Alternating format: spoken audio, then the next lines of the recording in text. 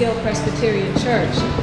We are sponsoring this series because we realize that it is important to remember our history. It is important to remember our legacy. It's important for young people to know about it. It's important for those of us who are a little older to remember. The world is in a crazy state right now, and if you do not know your history, you are doomed to repeat the same mistakes. So we want to welcome all of you here to the Peekskill Presbyterian Church. I'm the pastor, Reverend Stephanie Graham. This has been a great year. We've really accomplished an enormous amount. We as an organization accomplished a great deal, and I'm very proud to be involved in the Peekskill NAACP.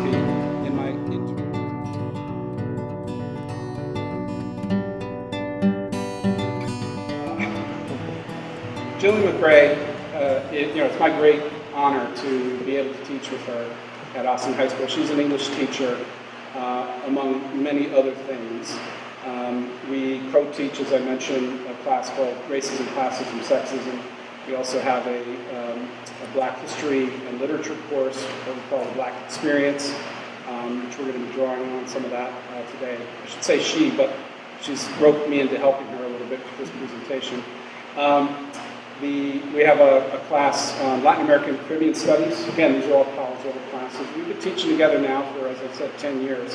And it's been my great privilege. She's a unique person in that she is incredibly intelligent, like on a scale that's probably very hard to quantify. But she also has enormous empathy, which is why we co-teach together, but all the kids go to her. She can be a mother, she can be in all the good ways, as a consoler, but also as a taskmaster. And she is just an extraordinary person. She also teaches in the English department, but she is very accomplished in teaching classes in film and literature. She's just an all-around person. She also teaches college-level classes at Manhattan College and has done so also at Teachers College of Columbia. Let's see, what else do I have to say about her? Except that she's amazing, awesome. We're very lucky to have her here. I really appreciate her willingness to come on up here. And Miss Jillian McRae. All right. Thank you. No, that's okay. Do we need a microphone? We do. We do need a microphone. Okay. Right. Absolutely. Unless you guys want to come up. Absolutely. Can everybody see the screen though? Can you all see? Okay. I very much imagine this as a discussion. And as Sam said, we've been teaching together for 10 years. I've been teaching at Austin High School for 15 years. And everything I do is discussion based, because how best do we learn than listening and talking to one another? So hopefully people will be comfortable to object if you'd like to agree, that's fine. We're here in the name of discussion and kind of how do we begin to think critically about some of the images that are put out there in regards to the Black community specifically. We're going to use material that we've used in our own classrooms to kind of inspire this discussion and maybe even problematize some of the images that we see. And the first image that I chose, and I don't know who you were rooting for last night in the championship game. Can you all see? Ooh. Oh. And there we go. I feel like Martin has something to say. I know, already. This is a Vogue cover that came out in 2008 with LeBron James. I think some people call him King LeBron. I don't know how you feel about that. And the model Giselle Bundchen. And I'm going to turn it to you already and ask you, what do you see happening in this image? What are some responses? I can echo back if you're not comfortable talking on the mic, but I can echo back. Beauty and the Beast. Good. Other responses in terms of what do you see? A gentle giant. Very nicely said. The image of a Black man, once he becomes a millionaire, he's always gets that white woman. Oh, interesting. That once a Black man gets some money and some fame, then his reward is a white woman. anything else? Yes. Let's have a question. Where is the woman of color? Where is she in the picture? Yeah. We should be asking who edits that. Going way, way back. Absolutely. So where are women of color? This, by the way, happened to be their shape issue. So it was all about the body. Black women do have bodies. Any other thoughts? I said gentle giant because I want to dispel the Beauty and the Beast. Okay. To say that he is a quote-unquote beast because he's big, maybe because he's black. Right. He's considered the opposite of beauty. So there shouldn't be a contrast, you know? Absolutely. So I want to say gentle And giant. I wasn't affirming that Yes. image. Yes. I just see his facial expression. And it reminds me of King Kong and with the woman climbing to the top of the Right. Ray Ray. I don't think it's negative. Are they like, she just said that like King Kong, are they comparing him because he's black to like a monkey or something like It's to like subliminal. degrade? It's subliminal. Yeah, it's a subliminal message. I mean, you have to, just think of what images come to your mind. It's not in your face, but I see beyond what something may become. And I'm definitely not affirming that. Okay. Does anybody read this image positively? In a positive way?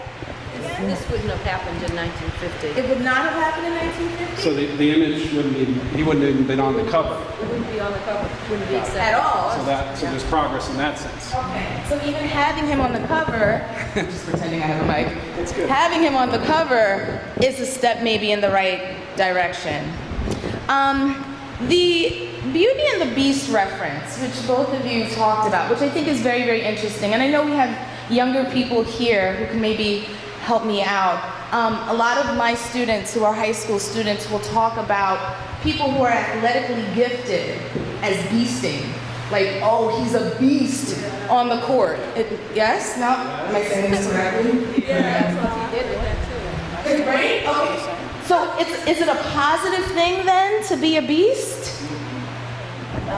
Because it looks like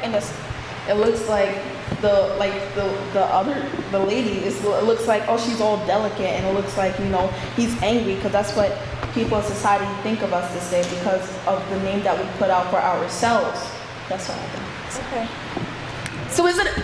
I'm going to ask you again. Is it a bad thing then if we say that somebody is like beasting on the court? Is that negative, or it has all to do with the context? Depending on how they put it. Okay, the context.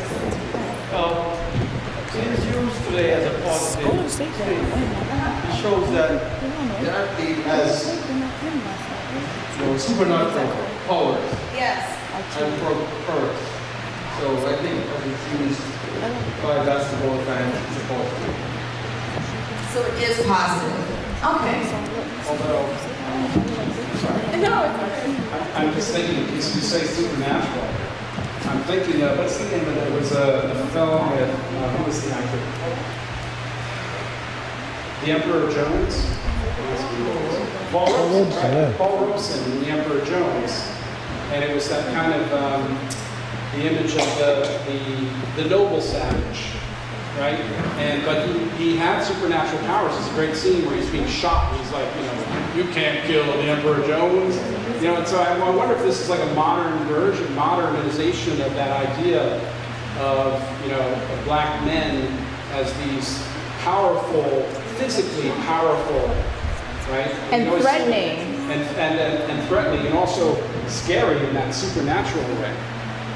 Anybody? Yeah. I saw the entire game last night, and I heard a lot of wonderful adjectives used to describe LeBron, and I did not hear the word beast. Okay. I didn't hear a single negative one. No one said beast. Maybe in their homes they were saying it. Maybe. Something was happening here. There was a conversation. What were you doing? No, it's just she didn't like She didn't get it. She didn't understand because she thought because the basketball players when they like the games like last night they show the pictures like Steph Curry he's making the same face but he's like mixed, he's light skinned, so she was like, wait, but if he's light skinned, how are they being racist? And I was like, because first of all it's on Vogue. You gotta just look at the magazine and it's Vogue. Absolutely. So, not to offend anybody who likes Vogue, but and also like people were saying like you have to think of all the different stereotypes. As somebody was saying, how like once a black man gets power and money, that he surrounds himself with like white women, and like you have to like consider like all the different things that there are with stereotypes and racism and all. Just think about it, and specifically they're making his face like that to say, he's black, so he's aggressive, or he's like, Or is that LeBron's game face? That's his face maybe when he shoots a hoop or when he misses, but I don't think like he'll be in the Instagram shelf and be like, oh, like I have this, like I don't. They call him the king today. This is true. This is true. King LeBron. Absolutely. We're going to. Just to, I just want to say, because maybe that is his game face, but nothing about a cover of a magazine is not intentional, right? The people are telling both of these guys exactly how to stand, exactly what they want them to do, and they take a lot of pictures, and then they choose the image they want to portray. And this is what we're kind of getting at, is this idea of what are the images that are put out there, right? What images make it on the cover of Vogue? Because there are other images that could have made it on Vogue, and in fact, Ms. McRae has some of those images as well. The cover is meant to be provocative, to sell issues. Absolutely. I mean, you can see the design right in it. I'm going to be very. I was subscribing to a magazine. Yes. And it was to people of interest, and then we saw that the newsstands were using different covers than they were sending to us. Right. And the newsstands are using sexy covers. Right. But for those of us who are subscribing, we got normal covers. Which I think brings up the notion of audience. Who's buying Vogue magazines, typically? And so, right, who is this selling to exactly? As part of my comment, I took it as positive. Okay. I took it as positive because if you're selling shape and I'm trying to work out and try to eat and be healthy, they look like they're doing that. Okay. You can look at LeBron's mouth, but you look at his arms are ripped and cut. She looks great, she's working out. So I looked at it as being positive. Okay. Perfect. Okay. So Brianna and I were talking about like the microphone. Brianna and I were talking about like how when white people could be using it as, oh, this is his game face, as a way to cover them being racist about it, because because some white people do that, Or to get more black people to buy Vogue magazine. Or to get more black people to buy Vogue magazine. Oh, we have a black person on it. That's interesting. Yeah, very good. So y'all should buy it because we're with your people, like we're with your color. And if I was there at the shoot, I would think that, like based on this cover, a white person told him to make that face. I want to say a black person would be like, oh, make a beastly face. A white person be like, oh, like if they wanted to say, they could be like, make a face with your skin color shows on a daily basis. Oh god. You got it now? So if I saw like two magazines, like one with a white person and one with a black person, I really wouldn't see a difference. And I don't understand what everyone's trying to say. Oh my god. That's okay. Yeah. This is why we're here talking about it. I apologize. Ready? I'm gonna just for a little bit more context. We just want to give you the next slide. Just for context. There it is. There it is. It looks like the same thing. And with the same face, it's just that he's in her arms. There it is. There it is. Stop, Brianna. It's true. For those of you who still read this positively, I'm interested in hearing from you. But if we just layer on a little bit of history, does this shift than the way we see our original image, the 2008. It goes back to what this young lady said. Who told them to stand out? Right. Who told them to pose that way? Right. Quite frankly, in Black culture, I don't want to be stereotypical, but we're not cinematic. We're not going to think about King Kong and Faye, right? That's my opinion. Why aren't we? I'm curious. Why aren't we thinking about that? I'm saying in reference to a photographer, thinking like, okay, let me get an idea of what I want you to do. Right.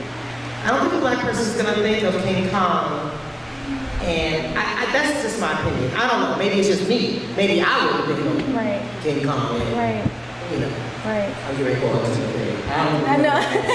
But, and you look at it, like they made sure they tried to mimic this frame. The green dress, that's what I saw immediately. The green dress, off the shoulder, the mouth, the one arm, on the other side of the coin, King Kong was protective of her. Yes. He was in love with her. I mean, that's the positive side. Okay, I love what you're doing. It's both. Yes. No, I love what you're doing. One-sided. Yes. Coming around. So two offensive elements for me is one is the obvious evolution from the monkey, the close evolution. Right. Evolution of the monkey. I find that, and also that it's almost trite to say that the image of Black success is as an athlete. What about as a president or a lawyer or a senator or other images of success? Absolutely. We talk about this in our class, we tend to see, Black success as being characterized by either being an athlete, being a rapper, or an entertainer, a comedian, right? And we don't necessarily, even Barack Obama, which going back to this notion of being light-skinned and socially acceptable, perhaps because he is a little bit lighter and less threatening, absolutely. And having a white mother and having this very interesting experience growing up in Hawaii. So there is, this notion that we have characterized Black success in this realm, and we see this more as the norm to Black success versus not. As a norm of Black success, it should be very frightening. The last line in the movie of King Kong is, "It is beauty that killed the beast." That sets a rather poor tone for an enriched Black man with a white woman. The other point someone mentioned, Paul Robeson.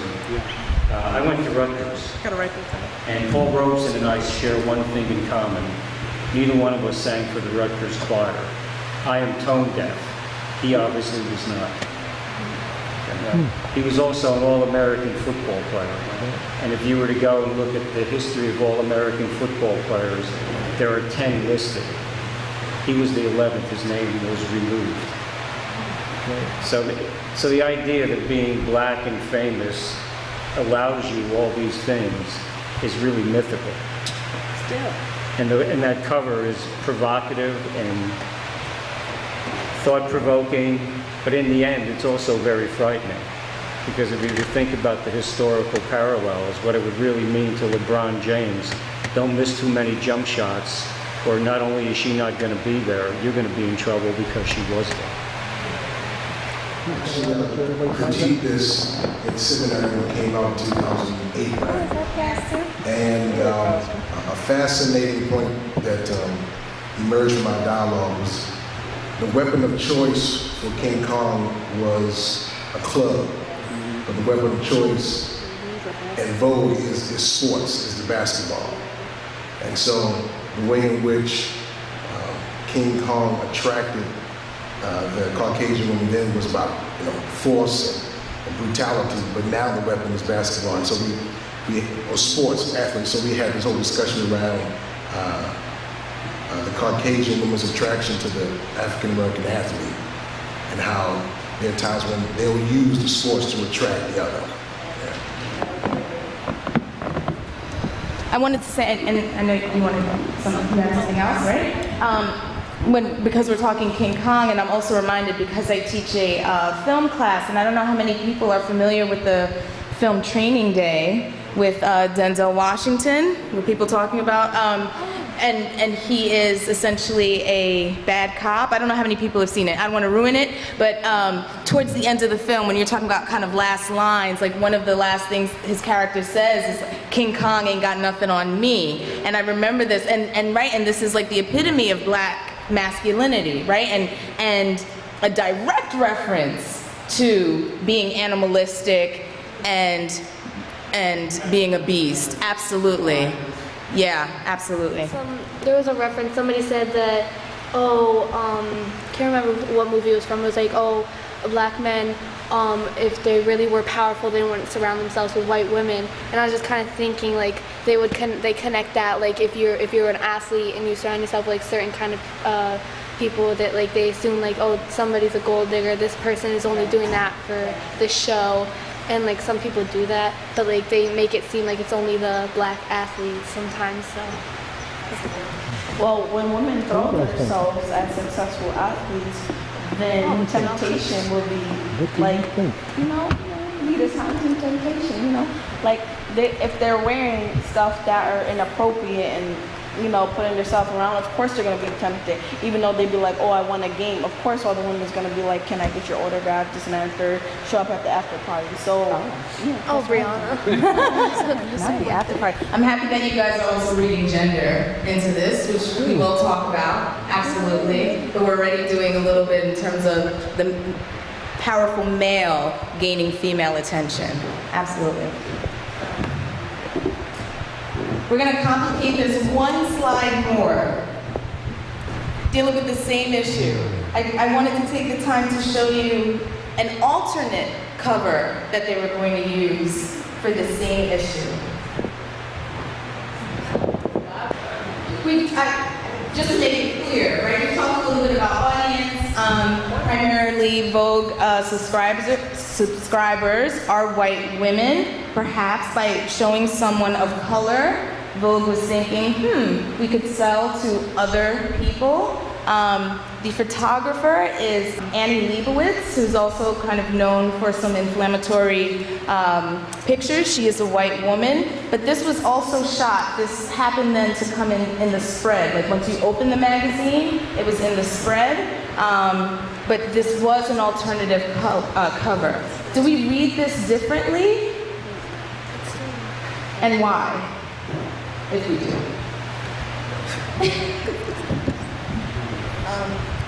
The white woman dressed in white and the black woman dressed in black. The white woman dressed in like some elegant kind of dress, and he's just dressed in like what he's normally used to be playing in. And I can see his socks, and she's not wearing socks. She's wearing beautiful shoes. Like they could have put him in a suit or something, showing that other than his basketball clothes that he's used to being in 24/7. I'd like to add on to what Brianna said about that. I think they're also trying to like put into like a social class of like, she's a white woman, so she's gonna be dressed like this way. And if black people have power, they're always gonna be like dressed in some athletic wear, not in a suit, not being able to look elegant themselves. But like Brianna, like Brianna said, and here. Yeah. Pastor Stephanie always looks nice, compared to and she's a strong, powerful black woman. Some of these strong, powerful black women do not dress accordingly. So. Who did you just say? Who did you say? She always dresses nice, and other people just dress in like boom boom shorts, and they don't carry themselves correctly. So that's what end up like when if you see a woman a woman like a white woman, and if you go to like where I live, you see them in nice suits and like nice clothing and nice jewelry, and I'm like, cause down the block from me there's this lady and she always comes out looking nice, and then my neighbor, she just looks, I don't know, just like I don't want to say it in the church. Okay. They could also be wearing the clothes of their profession though. I just want to throw that out there. Since she's a model, she's wearing clothing that we associate with modeling. Since he's a basketball player, he's wearing. Just throwing it out there. First of all, it's a beautiful show. Right? Okay. Yep. Second of all, her body is flawless. Which makes me think, I would never have LeBron James, okay? So it's like she has conquered him because look at me, look at me, look at me. And if you can't do this and be white, you're not going to have this type of person. That's what I see. I think it's another added to this is that black athletes, they put themselves in these predicaments or these positions, how they let the power structure, which is this cemetery, you know, and they put themselves, they don't know any better, they're young and they're being exploited. And later on they might find out, later on they might not. There was a book by William C. Rowling called The $40 Million Slave, gets into all this stuff and how the way they lose their money and everything like that. So it's a bigger, you know. Yeah, they don't know, yeah. What I see is the greatest player on earth, greatest basketball player on earth. That's what he calls himself, and that's what he makes a man. 6'8", 270. I see him being dominated and almost feminized in a way. Hands on his hip.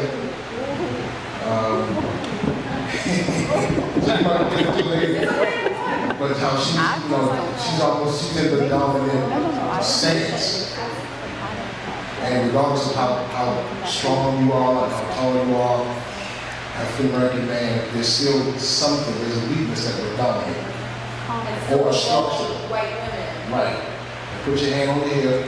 And so, I say this jokingly, but if I was in this squad and this picture came out, we would laugh. Because it's like, without understanding of, as you said, the inflammatory, whatever the propaganda is. Right. So. But that there's something feminine about his pose. Yes, he's sitting down. And then usually in a portrait of male and female, the husband and wife, the male is standing. Yep. And so that's all it is. And I was also thinking, like, he has his arm around her, so I was thinking, like, you know, America, or just use that as an example, was like, they brought the slaves here, and that the reason why America is like the way it is today in a good way, not the bad way about it, the good way about it, Okay. is because of the work that the slaves had to do, the struggle and all the pain that they had was one of the main reasons why America is so privileged today with the good thing. And like how, like, you know, then the white people were kind of just using them as their structure to bring themselves up in life and take the credit for what, you know, how the slaves struggled, how they were forced over here, how they were separated from each other, their families, and forced to do the work that the white people insisted upon, I guess, not doing. And in social studies class, we had this picture of for our final. It was the scars, and it was saying like the person who did this was so closed-minded in using somebody else to have money, to have what they needed, instead of working with a collaboration. And they just think the white people kind of got more of the credit, like, oh, farms, white farm owners, like this.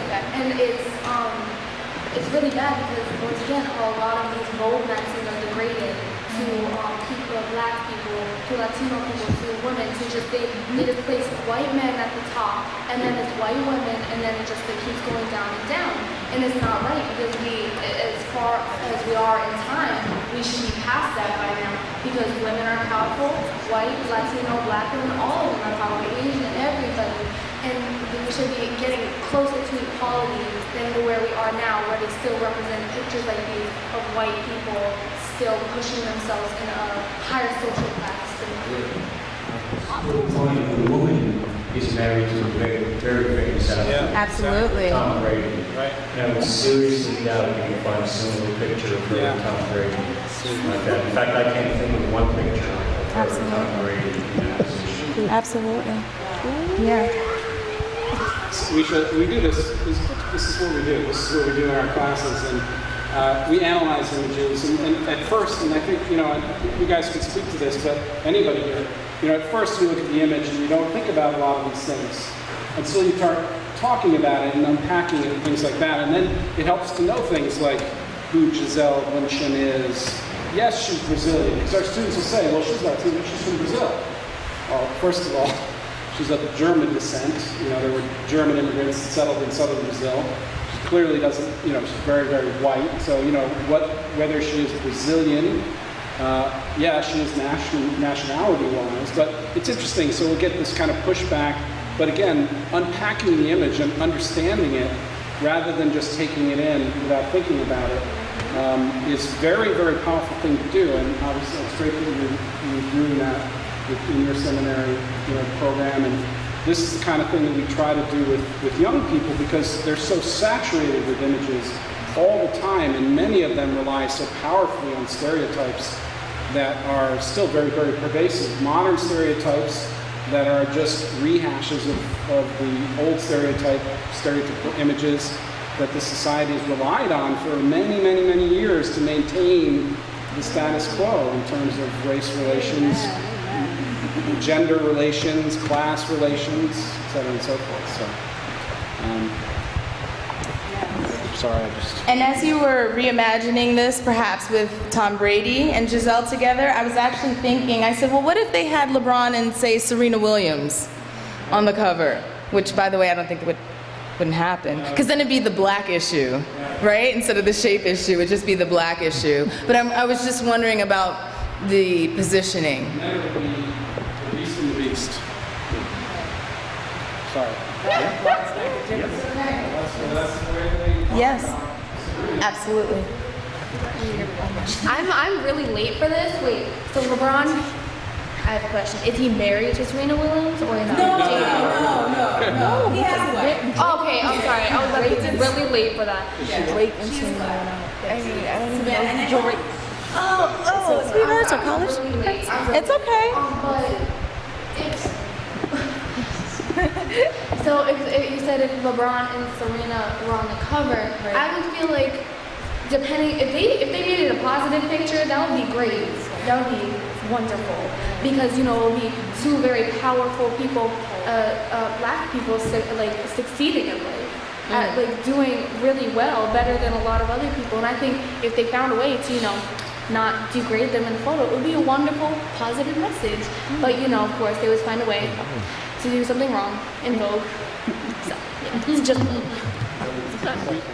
We wanted to give you a taste too, because we're happy again this notion of gender came up, and so we wanted to use then a series of images to think about as well. And I'm going to show at least the beginning of Beyonce's formation. I'm going to show it without lyrics.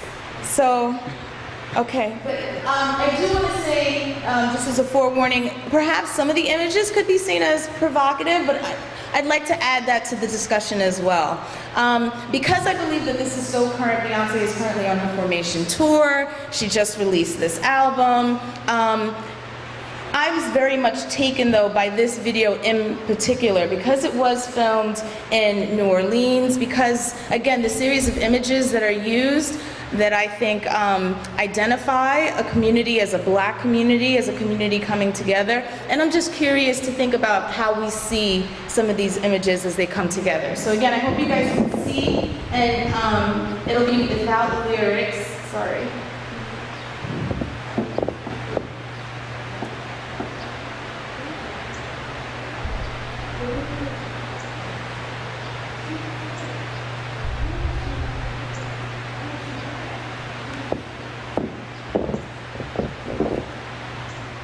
We're gonna pass it back. Oh, just somebody. Yeah. Oh, okay. I know this song very well. But like as I see it with like no music, no lyrics or anything. Yeah. It's kind of disrespectful to show that like on a police car, but there was a flood, so like maybe she was like surviving, and that's something that pointed out. As Brianna was saying, without the lyrics, like the lyrics have meaning, like what she was talking about, most of them had meaning, and part of it was like talking about like how, like she was talking about the Michael Jackson, and she said like talking about like his nose and like how he got, and so he made it smaller and he bleached his skin. She's like, I liked him before that, and he should have been like proud of like who he was because he was beautiful the way he was. And also, Brianna was talking about, I thought the part that was disrespectful without the lyrics was how like Beyonce, she has a body, and like how in the video, this song could have such a powerful message. Like, I mean, it already does, but like even more without that. But like they have like all like her boobs all out and like her doing all these dance moves that make like show it off more. And she's beautiful, but like also in the video they make her seem way lighter than she is in real life.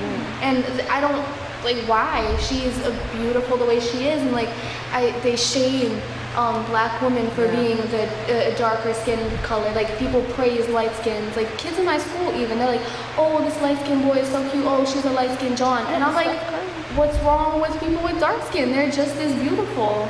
And like I don't see like the. I need to know the context.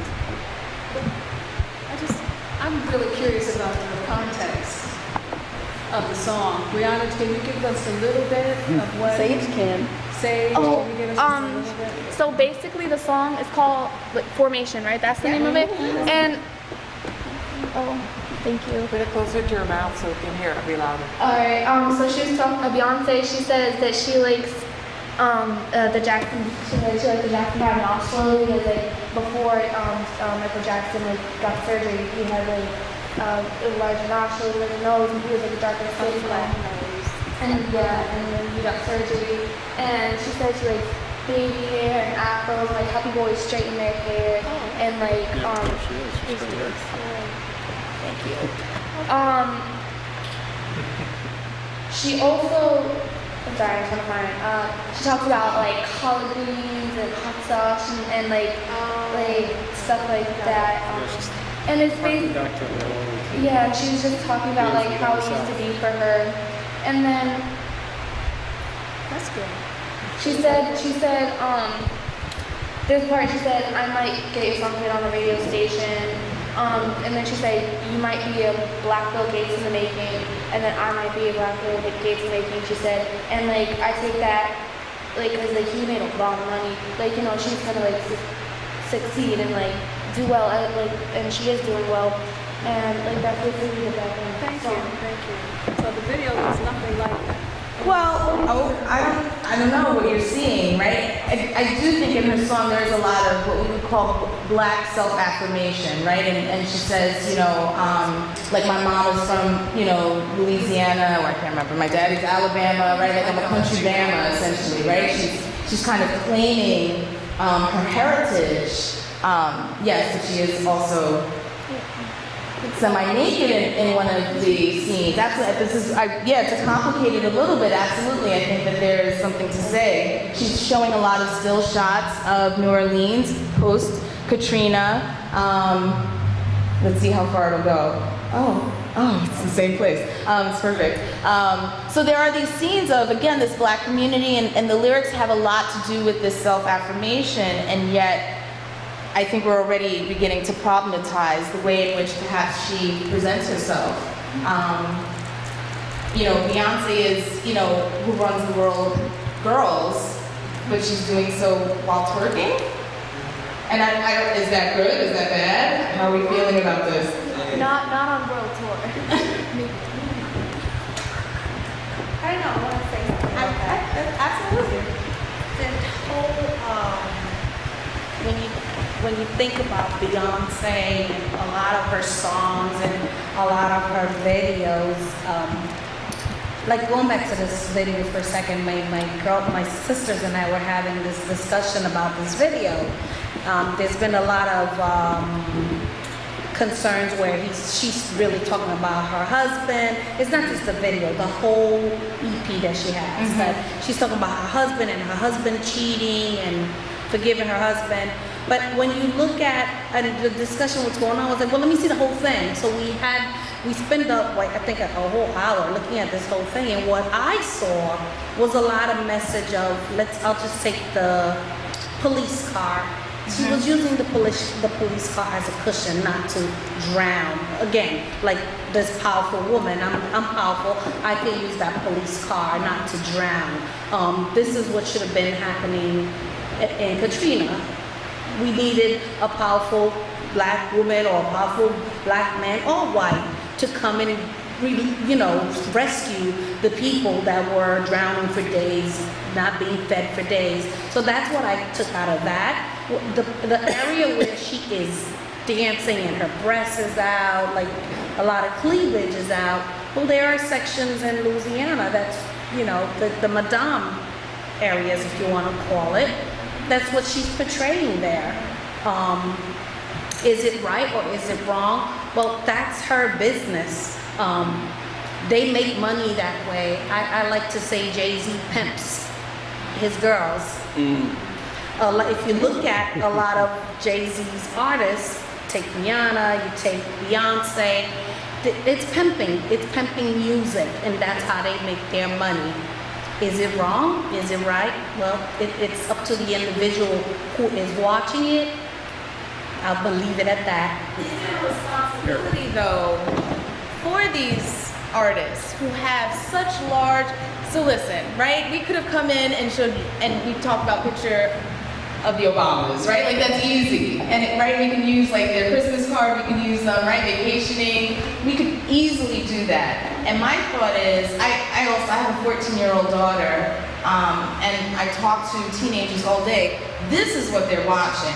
It's not necessarily that they're tuning into, seeing what Obama tweets out today. They could care less, right? This is what they're watching. This is what they're consuming. So, I don't know, do artists like Beyonce and the mega pimp Jay-Z have a responsibility? And especially, and I'm using this as an example, because I find that Beyonce has been a lot more political recently in her music. I don't know what happened.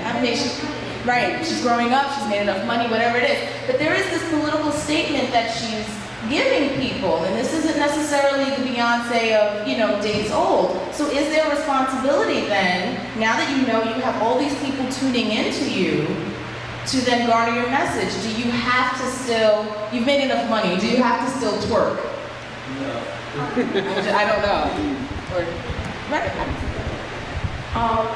I was looking at, Sage was saying the lyrics as it was playing, and I was thinking, how many people, even though Nicki Minaj, I have it, it says right here, it says, how she mentions Michael Jackson, it says, MJ doctor, they're killing me, I know they hope I'm full.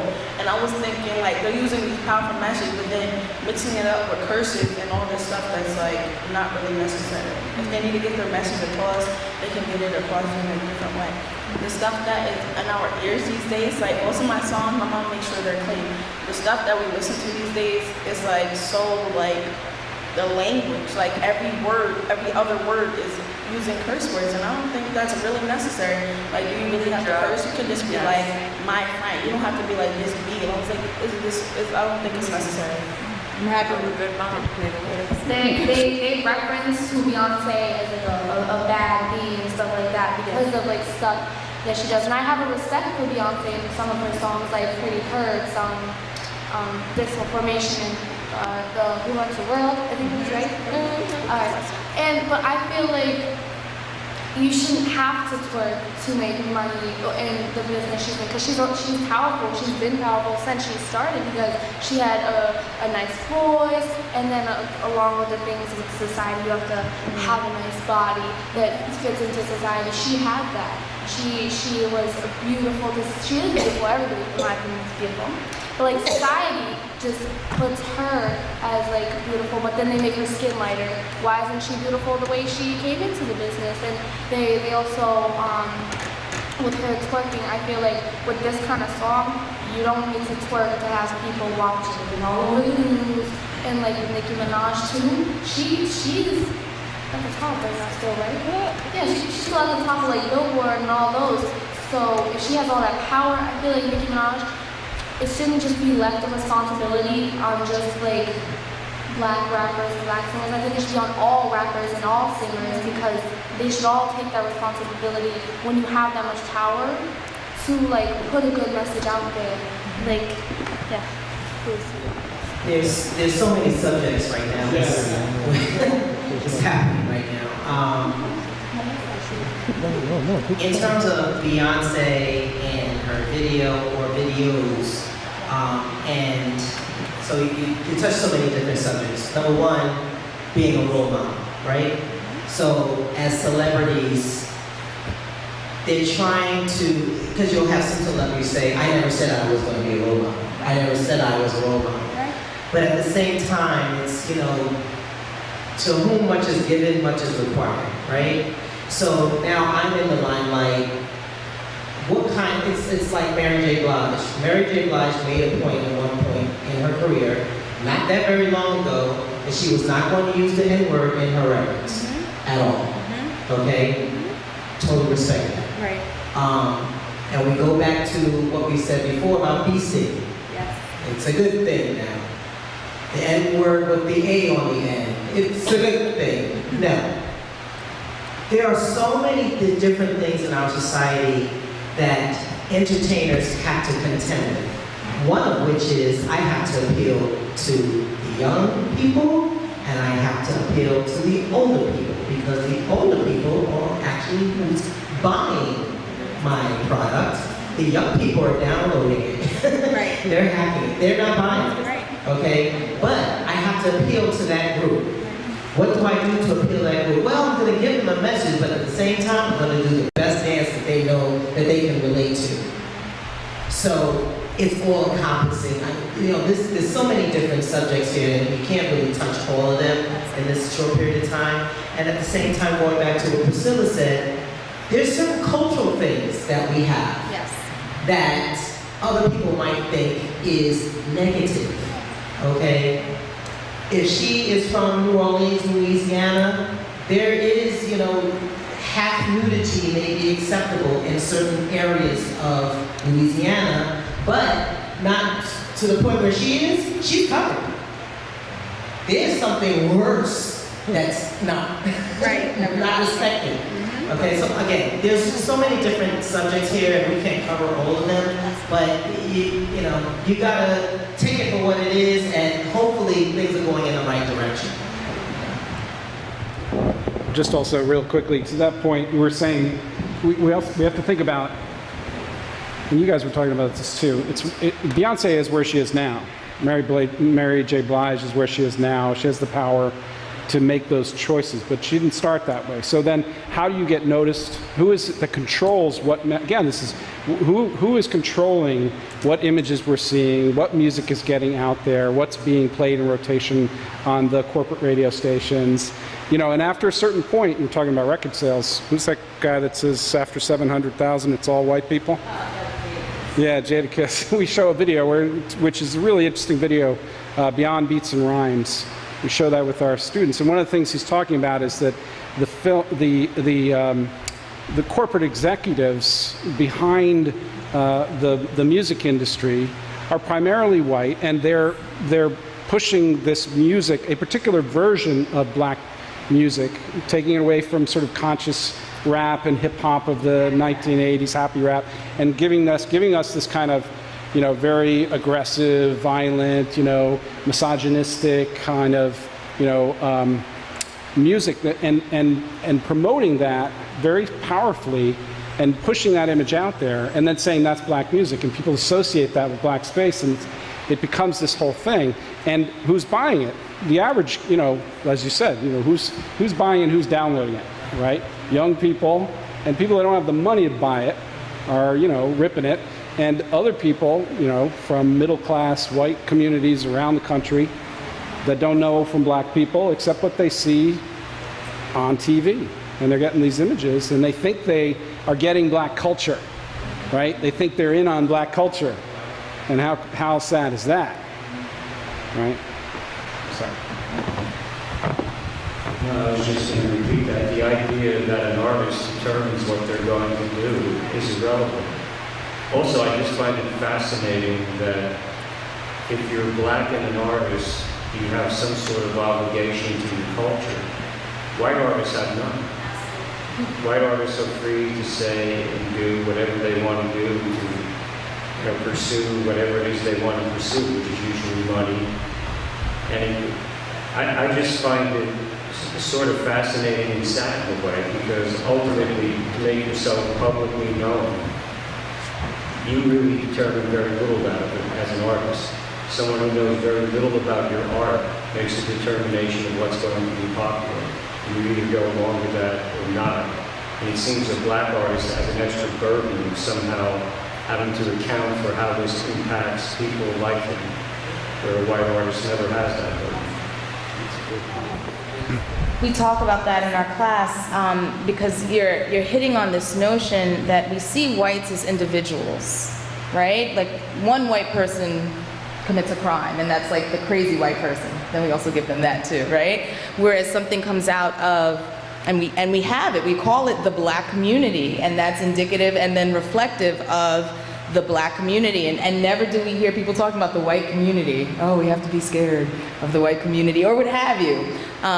That because we see whites as individuals, and it's very, very interesting. I know we're already over time, and this was our last slide, and we've been talking about this the entire time in terms of how do we begin to mediate, how do we begin to think about these images in the context of what we are looking, what we're consuming, and what our kids are looking at and consuming. So I know a couple of people still had something to say, and if you'd like to, please share out. To respond to the question, how do we mediate these images with our children in our community?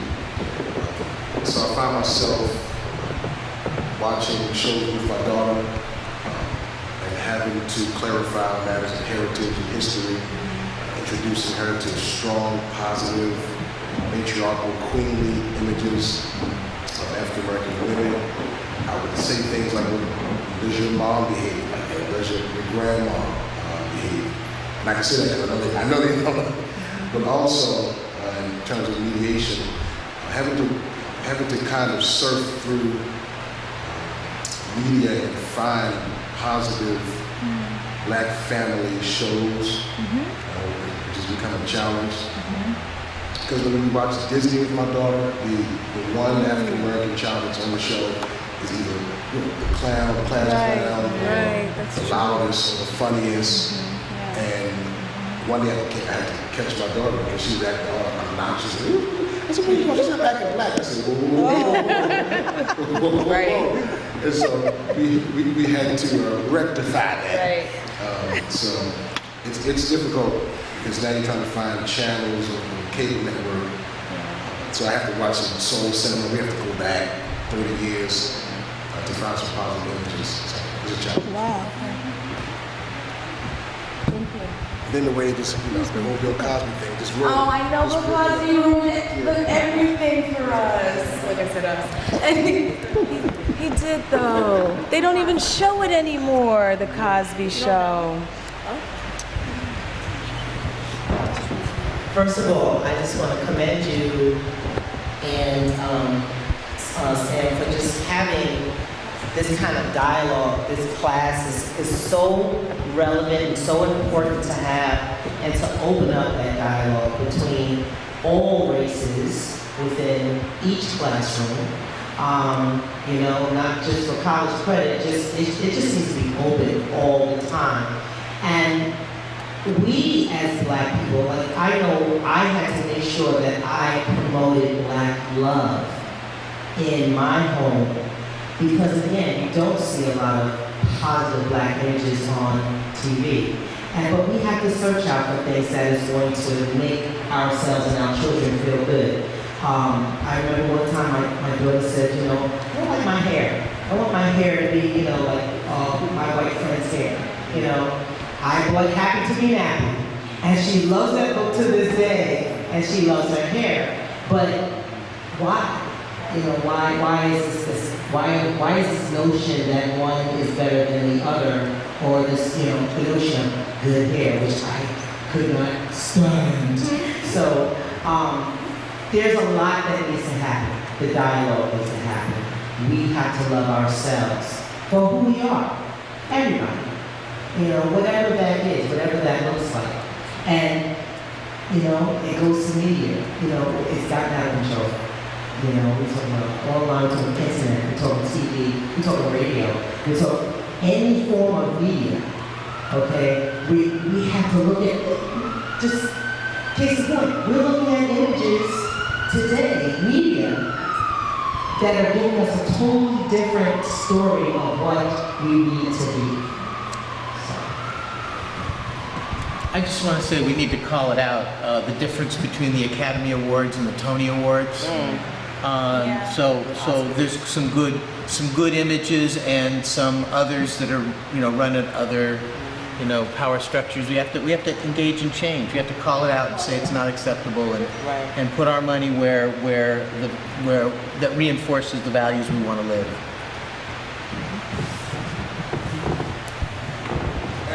We want to thank you. Thank you guys so much for engaging in this discussion.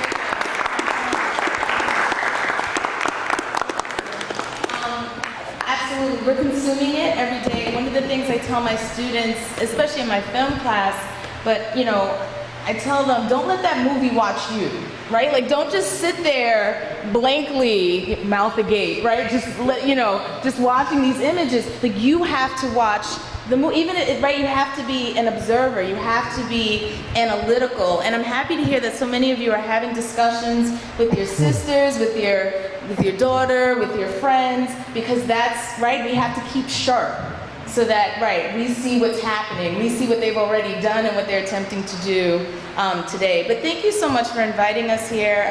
We had a wonderful time, and we're here to chat if you have any other questions for a bit.